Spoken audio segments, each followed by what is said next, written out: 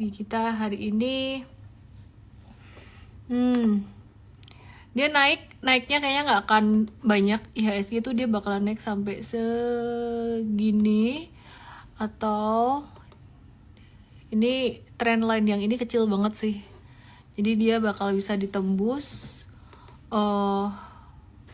This week itu IHSG lagi nguji resisten 6809. Kelihatan nggak? Ini aku udah coba deketin sampai sedekat-dekatnya. Kaki siapa tuh? Woi, kakimu kelihatan, nak. Geser sana dikit. Oh. Oke, jadi IHSG berpotensi untuk nguji resisten di 6809 di area ini. Nah, hari ini tadi tuh market value-nya sekitaran 11,05 triliun rupiah. Lumayan rame, dan yang gerakin saham-saham big cap banking. Ini Bank Mandiri hari ini tadi breakout, dia berpotensi menuju ke 5.400. Terus BBRI ini kemarin udah naik, jadi jangan dikejar. Kalau saham-saham kayak gini, ini belinya pas dia turun aja. Terus kemudian juga Astra International. Ya, Astra International ya, ini jangan dikejar juga, udah naik lumayan signifikan ya, jadi tunggu aja, wait and see dulu aja gitu. Terus big banks yang lain, kita lihat BCA juga udah naik. Jadi M-Trade ada masuk, ini pas di bawah tanggal 12 Mei, sekarang udah naik, jadi wait and see dulu. Terus BBNI, ini kita juga ada infoin beberapa kali. BBNI ini kalau naik dia bakalan sampai ke 9025 dulu, habis itu bisa koreksi atau bisa turun lagi. Ya, thank you semuanya. Aduh, ada kaki tuh.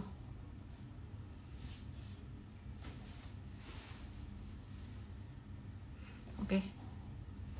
Tuh, masih lagi kakinya. Itu kakinya anak saya tuh. Nggak enak deh dilihat ada kakinya. Oke. Kita coba lanjutin ya. Hari ini tuh yang masih aktif saham-saham dari sektor poultry. Terus ada saham-saham lain seperti auto, ini juga udah dijadiin watchlist di morning briefing tadi. Dan hari ini tadi gerak. Aku mau buka dari autonya dulu. Auto. Ya, simpelnya dia lagi trending aja. Auto ini kita pakai technical banget. Dia masuk pattern super trader kita. Ya, jadi dia masuk pattern super trader.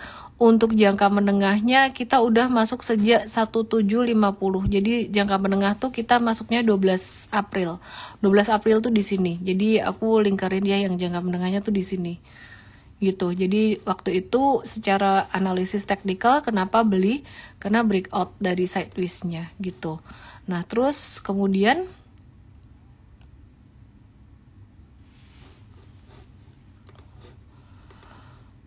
dia sekarang setelah breakout ini lagi ngebentuk anak tangga yang ketiga. 1, 2, 3. Ini ngebentuk anak tangga yang ketiga. Biasanya kalau ngebentuk anak tangga makin tinggi, itu anak tangganya makin sempit. Tandanya dia mau lari sebenarnya kalau makin sempit. Nah, ini anak tangganya dia justru makin lebar. Artinya apa dong? Artinya ada kemungkinan dia akan sideways dulu, jadi naiknya nggak akan terlalu kenceng.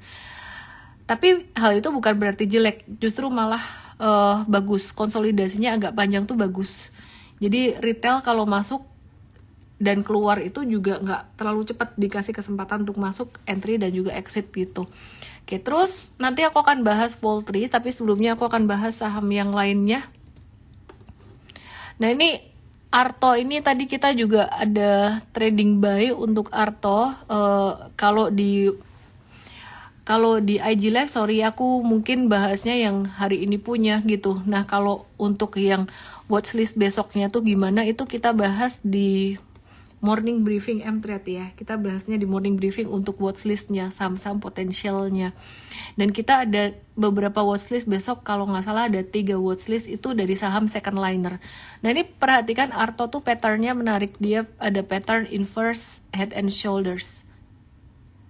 Inverse head and shoulders, dia nguji resisten 25.500-an. Dan hari ini breakout dikit sih.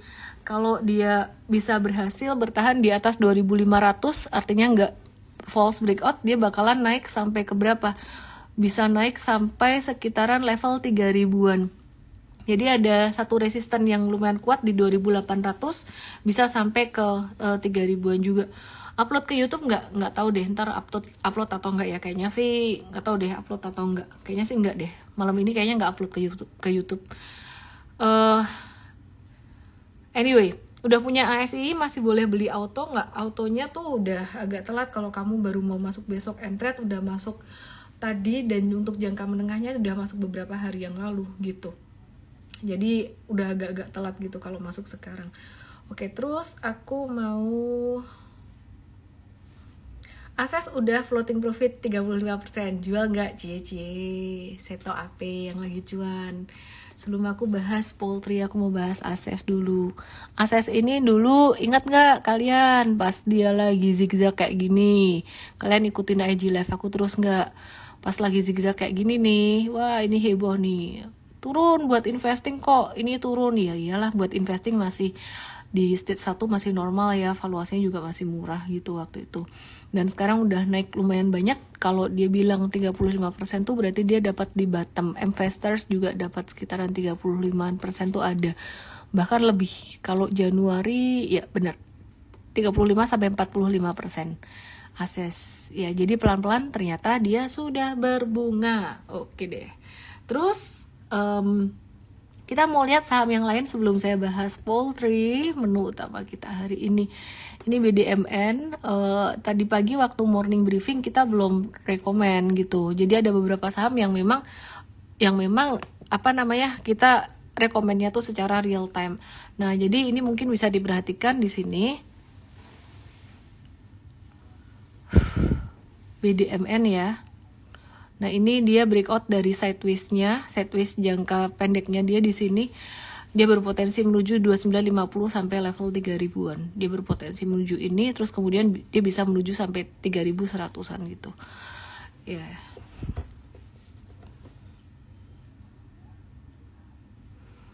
Ya, watch dulu aja. Ada tanda akumulasi di BDMN ini. Entret sih udah masuk, teman-teman. Udah rekom maksudnya ya. Jadi TLKM ini menarik banget buat TLKM ini.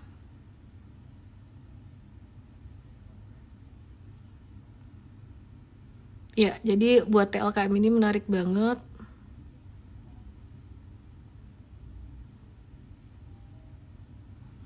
Dia lagi di area support, jadi ini blue chip tapi dia teknikalnya tuh nurut banget gitu, jarang banget kayak gini. Biasanya kalau blue chip kayak gini tuh gerakannya nggak sampai yang serapi ini teknikalnya. Ya, jadi biasa akan ada sideways-nya dulu. Ini juga ada sideways-nya, tapi dia kena support tuh 1, 2, 3, 4, 5. Nah, di sini ada banyak, anggap aja ini satu rangkaian. Jadi 1, 2, 3, terus ini kena yang keempat kali. Nah, terus dia kena yang keempat kalinya di sini nih. Ini what to expect di sini. Ini bisa buat jangka pendek. Makanya M-Trade ada masuk juga berapa hari kemarin, dan tinggal ngehold aja sekarang. Jadi bisa naik sampai ke 4170-an. 4150 sampai 4170 di sini. Terus kalau perkiraan aku dia bakalan ngebentuk double bottom kecil. Double bottom kecil tuh gini. Gini ya. Dan dia bisa lanjut naik di sini pelan-pelan. Is it a good time to buy? It's a good time to buy buat trader. Dia low risk, dekat support, jadi kalau kena stop loss juga nggak sampai ruginya banyak. Buat investing juga ini a good time to buy, lagi koreksi lumayan. Dan ini BUMN yang menurutku bagus gitu. Jadi BUMN yang menurut aku bagus tuh, aku sukanya tuh banking dan juga TLKM ini salah satunya. Cuman ya TLKM ada tantangannya tuh dari investasi di GoTo sekarang sih masih rugi. Ya kalau GoTo-nya naik nanti bisa jadi cuan juga, cuman agak lama nunggunya. Selama dia nggak dijual ya nggak berpengaruh yang gimana-gimana sih sebenarnya. Cuman jadi potensial loss aja. Jadi what to do dengan TLKM, kalau misalkan ada masuk di sini combine sama teknikalnya juga. Jadi aku selalu percaya banget tuh sama teknikal. Kenapa? Teknikal itu yang bisa ngelindungi retail dari segala sesuatu yang kita nggak bisa baca sebagai retail. Jadi pasar modal ini, pasar saham ini sangat kompleks sekali. Yang membuat harga saham tuh naik dan turun itu bukan cuman retail gitu, institusi juga. Dan apa yang terjadi di situ, pengambilan keputusan oleh institusi atau mungkin ada market maker yang mereka lakukan, kita tuh nggak pernah tahu gitu. Jadi nggak pernah tahu di belakang tuh ada apa. Yang kita bisa lihat, yang kita bisa baca benar-benar jujur itu chart. Bid over gimana? Bid over bisa nggak kita pakai untuk melihat akumulasi dari market maker atau distribusi? Itu sangat minor sekali. Kalau pakai bid over itu benar-benar yang buat trading intraday atau scalping dan sangat minor sekali. Dan jebakannya tuh banyak ya. Jadi bisa dibanting tuh dengan gampang gitu, dengan mudah. Jadi aku lebih prefer pakai analisis volume dan harga. Itu bisa ngelihat gerakan dari market maker atau apapun itu, nggak cuma market maker. Semua aktivitas market tuh tercermin di situ. Oke. Terus HMSP dan MDKA. Bentar ya. Aku mau bahas saham apa lagi ya. Let me check. Kita saat ini lagi wait and see untuk FOMC minutes. Bentar. Sorry.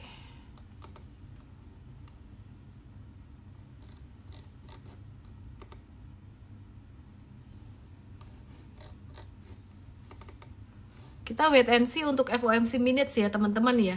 Jadi FOMC minutes ini tuh kayak ada satu meeting dari The Fed gitu sih, buat nentuin pastinya yang nanti masih kebijakan tentang suku bunga.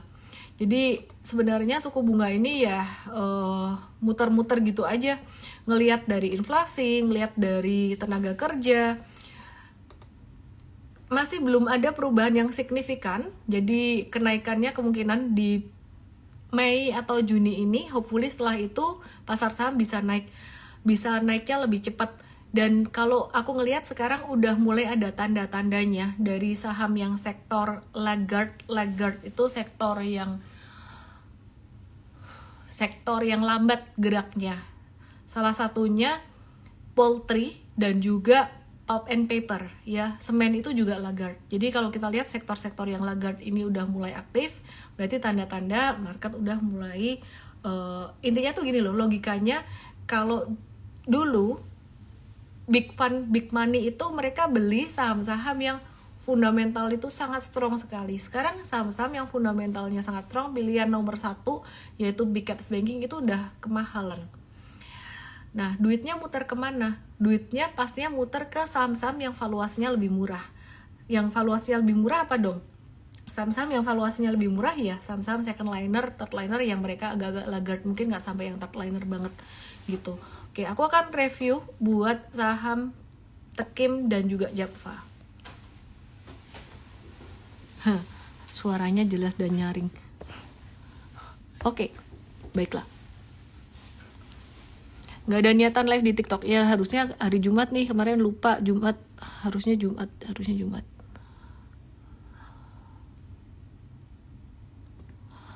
Oke. Mari kita lihat ya, Japfa ya. Nah, Japfa ini kita udah masuk di sini nih. Jadi kalau teman-teman ikut M-Trade itu akan dapat rekomendasi saham lebih real time. Bedanya M-Trade dan M-Vest apa? M-Vest untuk investasi jangka panjang.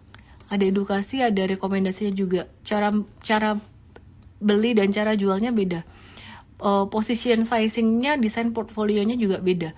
Nah, untuk M-Trade ini buat rekomendasi trading, sedangkan untuk workshop super trader itu untuk cara tradingnya. Nah, di sini Japfa waktu itu ada membentuk, sebenarnya ini bukan double bottom, ini pattern diamond namanya di bawah sini. Tapi karena seperti huruf B, ya udah saya bilang aja double bottom biar teman-teman nggak bingung juga. Nah, ini udah breakout di sini, kita buy waktu itu. Buat yang nggak ngerti technical mungkin bilang telat nih belinya gitu. Ini belinya telat nih, nggak jalan gitu. Jadi dianggap belinya telat karena ngelihatnya sebenarnya cuman intraday. Nah, tapi kalau kalian ngelihat dalam rentang waktu jangka menengah panjang, itu bisa lebih cuan ya. Jadi lebih signifikan, lebih jauh lah. Jadi rentangnya tuh lebih jauh gitu. Jadi kalau ini jangka pendek memang kayaknya telat, tapi sebenarnya kalau untuk yang jangka menengah panjang ini baru mulai. Japfa di mTrade ini, let me check.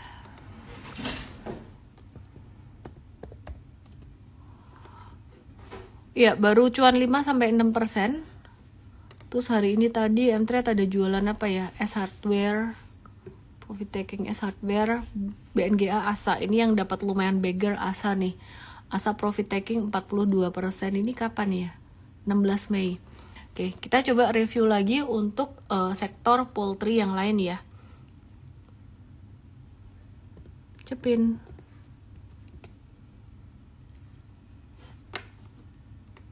Oke deh, ya ini Cepin ya. Cepin ini sama juga, dia ada pattern di bawah, ada reversal gitu. Ini ada pattern saucer kecil.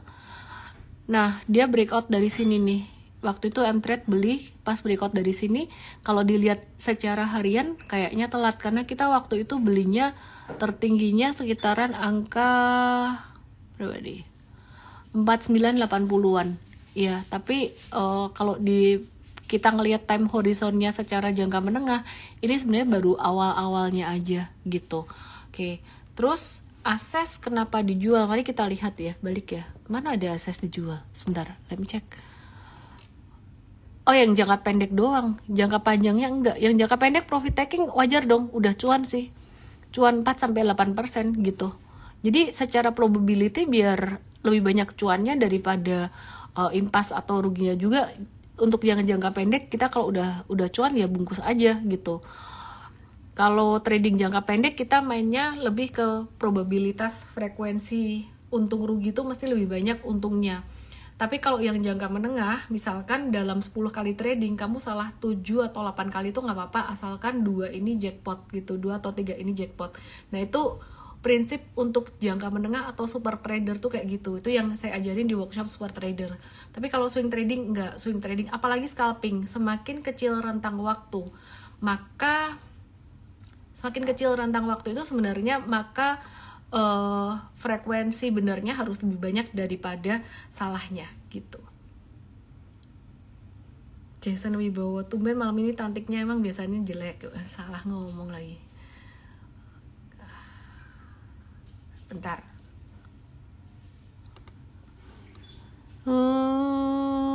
Mau bahas apa ya? Oh iya, mau bahas fundamentalnya sektor poultry. Sektor poultry ini gimana nih? Ya, jadi untuk poultry sendiri kemarin kan emang kedorong sentimen ekspor ayam ya. Jadi ekspor ayam ke Singapura oleh Japfa gitu. Nah, kalau poultry ini ada sentimen yang lain tuh, harga ayam broiler dan ayam dognya atau the old chicknya ini ada tanda-tanda dia bakalan mau naik. Ya, kenapa? Karena ada penurunan pasokan yang berlebihan tuh udah mulai berkurang.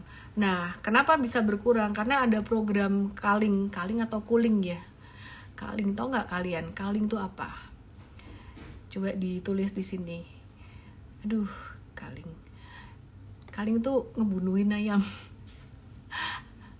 Saya nggak tahu juga sih kenapa dilakukan itu. Kenapa nggak mengurangi jumlah ayam yang lahir, yang menetas? Kenapa harus dibunuh? Ada yang bisa menjelaskan di sini? Saya kurang jelas juga gitu. Terus kemudian ada sentimen yang bagus juga. Ini ada declining inventory ya di storage-nya peternak gitu. Jadi intinya supply-nya berkurang dan demand-nya naik gitu. Nah, terus untuk Cepin sendiri saat ini valuation-nya tuh sangat terdiskon sekali. 29% discounted dengan current PBV-nya dia tuh 3,13 5 years BBV-nya 4,38. Sedangkan JAPFA itu valuasinya terdiskon 35%, current PBV 1,14. Sedangkan average-nya itu sekitaran berapa ya? Sekitaran 1,76. Jadi kalau kalian nanya valuasinya Cepin dan JAPFA mana lebih murah? Lebih murah JAPFA. Nah, kalau untuk simpen jangka menengah panjang lebih suka yang mana? Otomatis cari yang valuasinya lebih murah. Dan secara teknikal pun aku ngelihat juga JAPFA ini dia biasanya kalau naik lebih oke daripada Cepin gitu. Cuman kalau buat trading ini bisa berubah ya, semua ini bisa berubah. Tapi kalau buat investing nggak banyak berubah. Bicara tentang valuasi itu nggak banyak berubah. Untuk menjaga kualitas ayam, Singapura sudah mulai order ayam ke Indo, ngefek tidak ke harga? Ngefek kan, itu kan demand-nya semakin banyak sedangkan supply-nya berkurang ya. Tadi udah disebut ada inventory peternak berkurang, terus kemudian ada program culling juga gitu. JAPFA bisa naik ke berapa? Kalau nanya bisa naik ke berapa, kita lihat chartnya aja ya.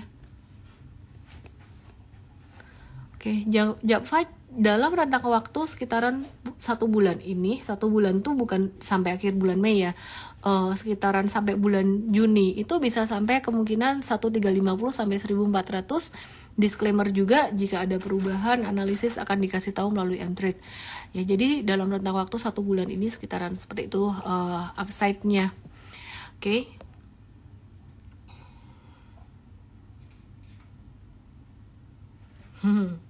Rambutnya bling-bling loh. Enggak bling-bling kok. Aku sebenarnya mau bleach dia, mau highlighting, kasih kayak gold gitu. Tapi katanya itu hairdressernya, hairstylistnya, jangan nanti rusak. Oke, aku mau bahas Danamon BDMN. BDMN tuh tadi chartnya udah mulai ada tanda-tanda dia aktif gitu meskipun masih sideways. Jadi ada berita ya yang mungkin masih perlu dikonfirmasi. Bank Danamon ini bakalan ambil bisnis consumernya Standard Chartered gitu. Jadi hal ini tuh jadi salah satu strategi antisipasi Danamon terhadap berakhirnya era bunga murah gitu. Ya jadi ada sentimen positif buat Danamon di sini.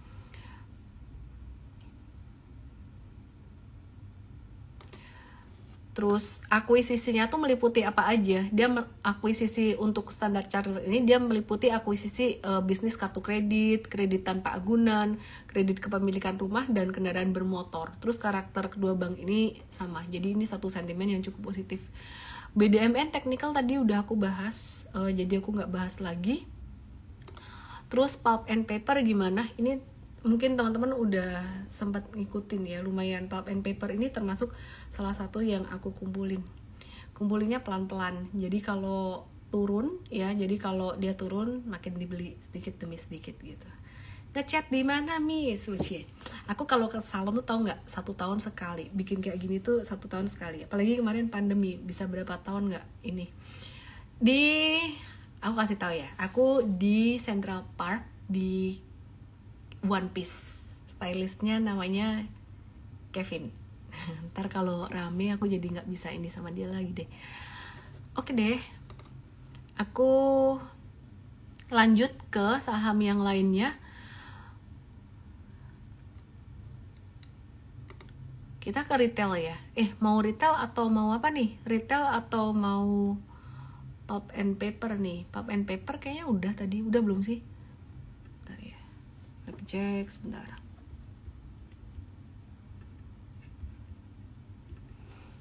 Bentar ya.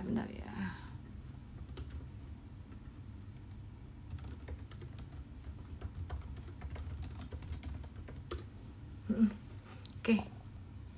Aku kasih satu watchlistnya mTrade ya, satu aja deh ya.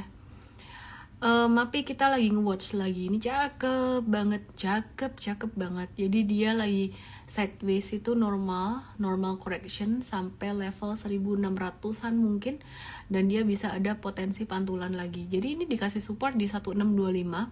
Tapi kalau misalkan dia retrace-nya sampai 1600 atau 1595 ini masih oke, masih normal. Jadi Mapi jadi salah satu watchlist kita buat trading. Ada beberapa watchlist lain dibahas di morning briefing besok di mTrade. aku nggak bahas karena nanti kalau aku bahas aku diomelin sama member Mtrade. Oke, kita bahas INKP dan Tekim. Ya, ini yang aku sempat cerita, aku lagi kumpulin juga nih. Jadi mesti sabar-sabar ya kalau ngumpulin buat investing. Ini bakalan kayak Akses nih. Dan waktu itu ketika saya cerita tentang Akses, ya posisinya aku flashback ya. Posisinya tuh masih di sini nih, Akses. Aku review ya dulu masih di sini. Wah, namanya juga investing ya. Terus sempat naik seneng, turun pada bingung deh, pada panik gitu. Tapi saya bilang udah hold aja. Nah ini saya personally sempat sebagai manusia ya punya emosi, gemes juga sih. Udah sempat cuan, ini kan posisi di sini beli, terus cuan, terus rugi lagi, cuan lagi, rugi lagi. Harusnya bisa buat trading ya. Nah kalau mikirnya kayak gitu mesti punya 2 account gitu. Jadi buat yang investingnya nggak keganggu-ganggu. Nah kalau kamu punya pemikiran kayak gitu, misalkan dijual dulu deh, nanti kan bisa beli lagi, bisa hilang barang yang buat investing. Belum tentu kamu bisa dapat cuan 35% kayak tadi gitu. Jadi anyway, ya itulah yang namanya investing dan trading ya emang beda. Semuanya masing-masing ada konsekuensinya. So that's INKP dan juga TKIM. INKP dan TKIM, perhatikan di sini. Ya ini dia, kita kan kemarin ngebahas INKP TKIM tuh sekitaran di sini ya, April Mei masih bagus harganya. Kalau seandainya dia breakdown dari 6850 turun dari sini twing jatuh, ya nggak apa-apa, namanya juga investing. Kata kuncinya satu, buat investing tuh masuknya bertahap dikit-dikit gitu. Terus ada yang nanya, wah kalau breakdown 68 aku cut loss boleh nggak? Takut nih, nggak biasa investing. Nggak apa-apa, jadi kalau kamu memang nggak berani, daripada keseret turun banget, kamu cut loss dulu di 66 nggak apa-apa. Nanti kalau dia naik lagi 68 ke atas bisa buyback lagi atau nunggu info dari MFast. Kalau investing tuh MFast. Tapi kalau aku personally investing tuh aku lebih memilih aku masuknya tuh pelan-pelan, dikit-dikit. Nah ini contoh, ini TKIM. Ya kan misalkan kalian udah beli nih sekitaran 6.500, ternyata turun gitu. Nah kalau investor justru malah beli lagi. Ini misalkan punya 5%, 5%. Tapi poinnya adalah nggak boleh beli terus-terusan sampai jadi kebanyakan. Jadi ada satu pertanyaan yang bagus dari member Mtrade waktu gathering. Waktu itu tuh dia bilang, beli terus sampai akhirnya punya 50% dari portfolio. Nggak kayak gitu. Dari awal mesti ada desainnya dulu. Jadi kalau untuk Tekim dan INKP ini mungkin sekitar total 10% aja dari total portfolio. Jadi kamu belinya dikit-dikit. Kalau udah sampai 10%, meskipun dia jatuh turun ya udah biarin aja nggak usah diapa-apain tuh untuk long term investingnya. Begitu. Kata coachnya jangan nambah. Ya kalau trading jangan. Kalau investing beda loh. Makanya Mfast dan Mtrade tuh kita bedain. Mtrade ada nggak jangka panjangnya? Ada. Tapi Mtrade ini jangka panjangnya agak beda sama Mfast. Karena Mtrade namanya juga trade ya. Mtrade ini jangka panjangnya masih mindset trader. Kita masih pakai technical gitu. Tapi kalau Mfast itu lebih banyak fundamentalnya gitu. Anyway, kalau modal nambah, porsi nambah dong, atau item yang nambah. Ya jangan terus modalnya ditambahin terus.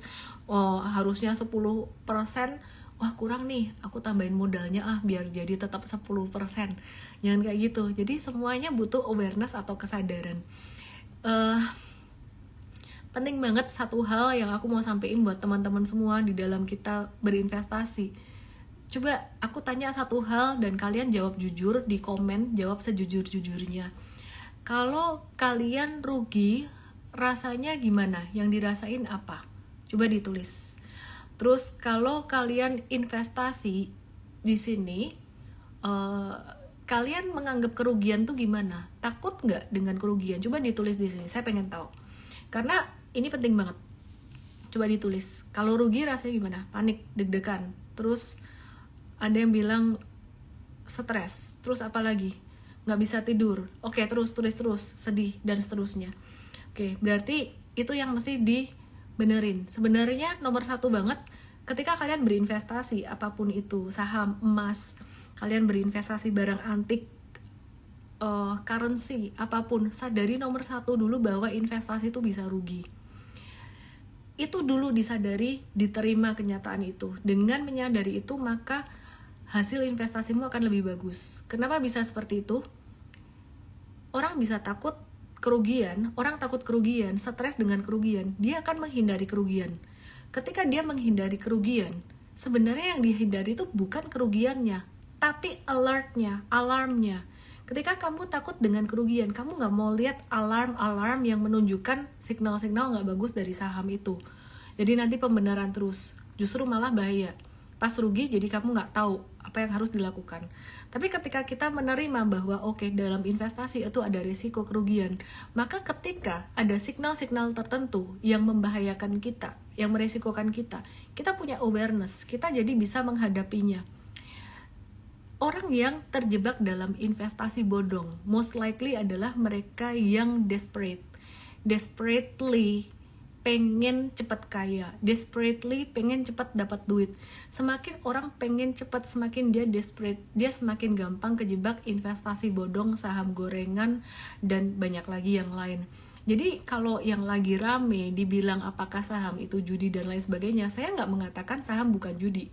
Saham bisa jadi judi, apapun bisa jadi spekulatif, tergantung dari mindset orangnya. Nah, ternyata mindset yang perlu dibenerin itu bukan mindset serakah, tapi mindset fear-nya dulu. Kenapa orang bisa serakah? Karena awalnya dari fear. Dia merasa takut tidak bisa memenuhi kebutuhan hidup, dia merasa takut dia hari tuanya gimana, dia merasa sebagainya. Jadi coba dicek dulu. Itu tips dari saya, semoga bisa bermanfaat buat teman-teman semuanya. Jangan lupa besok join morning briefing jam 8.15 pagi. Semoga bermanfaat, dan jangan lupa belajar di MFest untuk long term investing biar strategi long term investing kamu tuh kebentuk banget.